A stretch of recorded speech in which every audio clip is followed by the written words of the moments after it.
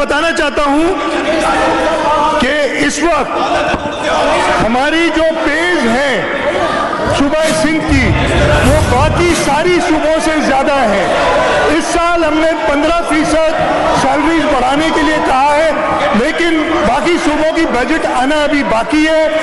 हम इंतजार करेंगे, अगर किसी सूबे में सिंध के सूबे के मुलाजिमीन से बजट ज्यादा होगी तो हम उसको सिंध के बराबर करेंगे इंशाअल्लाह ताला।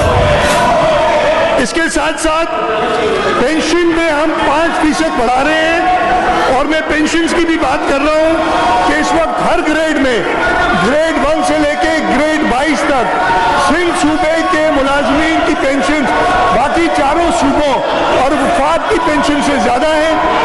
लेकिन मैं फिर रिपीट करता हूं कि अगर कहीं पेंशन बढ़ेंगी और हमसे ज्यादा हो जाएंगी तो हम अपने सूबे के मुलाजमीन को कम अज कम उनके बराबर करेंगे।